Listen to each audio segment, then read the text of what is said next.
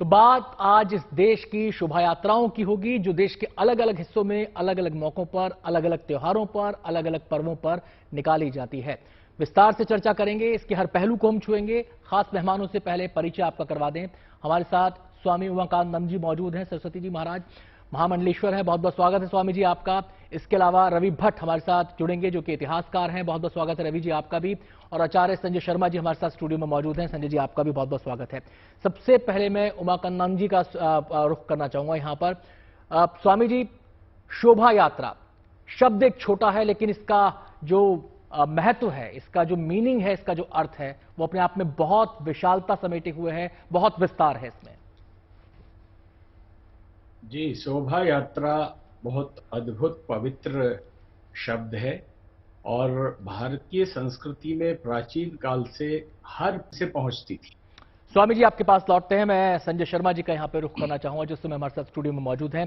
संजय जी, वैसे तो कहा जाता है कि प्राचीन काल से और शोभा यात्राओं का सिलसिला जारी है, लेकिन ये सवाल उठता है, जैसा कि बताया स्वामी जी ने, कि हमारी सामाजिक चेतना से जुड़ा हुआ है, समाज को चेतन करने के लिए भी, समाज तक संदेश पहुंचाने के लिए भी शोभा यात्राओं की शुरुआत हुई।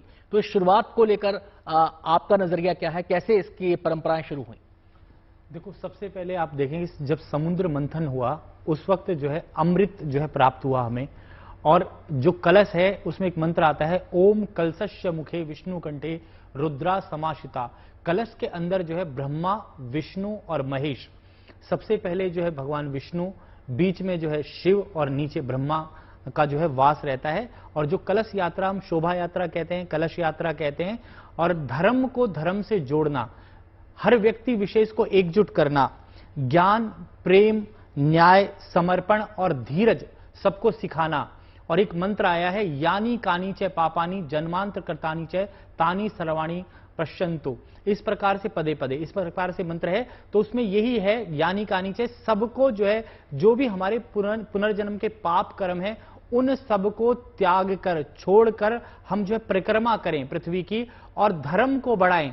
आप जो व्यक्ति जो है पूजा पाठ करने मंदिर नहीं जा सकते, गुरुद्वारे नहीं जा सकते, उनको भी कीर्तन को सुनाना, उनको भी पाठ को सुनाना, उनको उस प्रेरणा को देना। जब आप कोई भी शोभा यात्रा करते हैं तो किसी के घर के आगे से निकलते हैं, तो वो भी उस यात्रा में एक तरीके से सम्मिलित हो जाता है और धर्म ही धर्म को जोड़ता है। एक मंत्र आया है, ओम स्वस्ति पंथा मनुचरे में सूर्य चंद्र मसा विव पुनर्ददता जानता संगम में ही। जिस प्रकार से सूर्य और चंद्रमा जो है पूरे जीवन और पूरे हर इंसान को जो है प्रकाशमान कर देते हैं, उसी प्रकार से जब शोभा यात्रा हमारे जीवन में, हमारे घर के समीप से निकलती है, तो जो है सद्भावना से सब लोग जो पूजा पाठ करने मंदिर गुरुद्वारे कहीं भी नहीं पहुंच पाते, उनको जो है वो कीर्तन सुनने को मिलता है।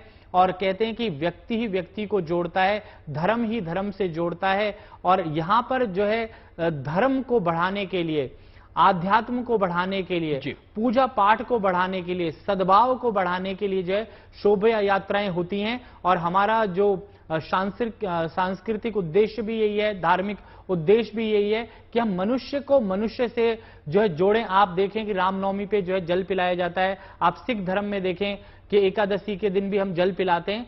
कारण क्या है कि उस जल को जो है सारे लोग पी रहे हैं, तो उसमें कोई धर्म का भेदभाव नहीं है। तो जोड़ना, धर्म के साथ जोड़ना, पूजा पाठ के साथ जोड़ना, आध्यात्मिक शक्ति के साथ जोड़ना, इसलिए जो है इन यात्राओं का महत्व हमारे पुराणों से लेकर के आज तक जब भी श्रीमद् भागवत का पाठ कराते हैं, कुछ भी काम करते हैं, तो उसमें कलश यात्रा शुरू की जाती है, बताया जाता है। इसका मतलब यही होता है कि आप जो है हमारे पास जो लोग आ सकते हैं, वो यात्रा को देख करके, कोई भी प्रारंभ हो रहा है, कोई भी चीज का हम शुरुआत कर रहे हैं, श्रीमद् भागवत गीता का पाठ हो रहा है, कुछ भी श्रीमद् भागवत का पाठ हो रहा है, तो उसमें आप सम्मिलित हों और मनुष्य को मनुष्य के साथ जोड़ना, सद्भावना देना, यही हमारे शोभा यात्रा का सबसे बड़ा महत्व है। चलिए, मैं आपका रुख करूंगा संजय जी। मैं इस समय सीधे जाना चाहूंगा, ऑल ओवर द वर्ल्ड जितने भी धर्म हैं, उनमें किसी न किसी रूप में, कभी भव्य रूप में या छोटे रूप में, ये हमेशा से रही है।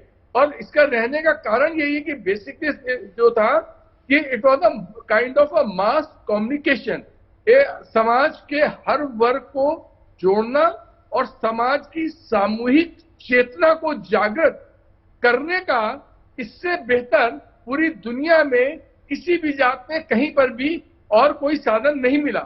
इसलिए सोचिए, जैसा कि अभी एक पहले साहब ने बहुत अच्छी बात कही कि पहले जब राजा महाराजा भी लौट के आते थे, वो चाहे हिंदू हो चाहे मुस्लिम हो और दूसरे कंट्रीज के अंदर भी रहा है, जब वो जीत के आते थे तो हाथी पे बैठ के प्रोसेशन से निकलते तो पैसे लुटाते हुए जाते थे। जस्ट टू परंपराएं हमसे कहीं पीछे ना रह जाएं, हमारा कहीं संस्कार हम उसको भुला ना बैठें। तो एक उद्देश्य यहां पर यह भी नजर आता है, चाहे वो हमारे पर्वों के तौर पर शोभा यात्रा निकाली जाती हो, या फिर जो हमारे महापुरुष हैं, रामनवमी का है, हनुमान जयंती है, जितने भी हमारे तमाम महापुरुष हुए हैं हमारे देश के अंदर, उनसे जुड़ी हुई शोभा यात्रा निकाली है। तो एक प्रकार से उनका जीवन दर्शन, उनके मूल्य पुनर्स्थापित हो सके, उनको लेकर एक जनजागरण फैलाया जा सके, ये भी एक उद्देश्य यहां पर शोभा यात्राओं का नजर आता है, ताकि समय के साथ साथ समाज को उसकी याद दिलाई जा सके। आप देखें कि गणेश विसर्जन जो करते हैं, और गणेश जी का विसर्जन अब जब करते हैं तो उस वक्त भी हम अपने घर में गणेश जी की स्थापना करते हैं, उनकी पूजा करते हैं, पाठ करते हैं, उनको भोग लगाते हैं।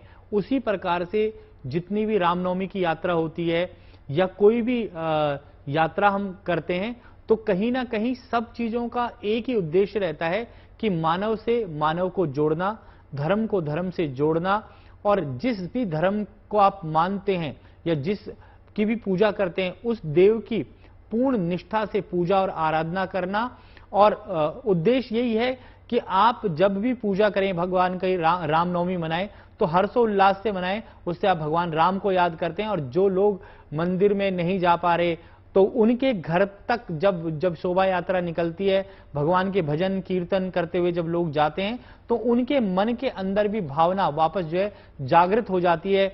और कई लोग जो है बड़े नास्तिक प्रवृत्ति के भी हैं दुनिया के अंदर, और कई लोग जो है नास्तिक नहीं हैं, जो धर्म को मानते हैं, धर्म का संदेश बढ़ाना चाहते हैं, देश को बढ़ाना चाहते हैं, राष्ट्र को बढ़ाना चाहते हैं, हर धर्म को बढ़ाना चाहते हैं। आप इस्कॉन को देखें कि वो रोज सुबह 4 बजे ही हरे रामा हरे कृष्णा करते हुए जो है गली गली में जो है कीर्तन करते हैं, क्योंकि जन मानस को एक संदेश देना चाहते हैं कि आप उठो, अब भोर हो गई है और भगवान के समीप चलो, दर्शन करो, परमात्मा का ध्यान करो। तो भाईचारे को जोड़ना, समाज को जोड़ना, एक ही उद्देश्य जो है यात्राओं का होता है।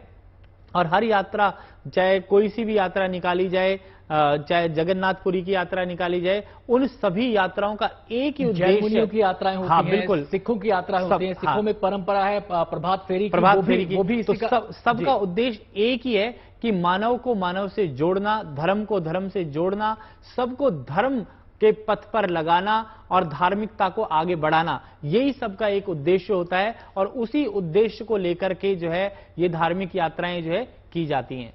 मैं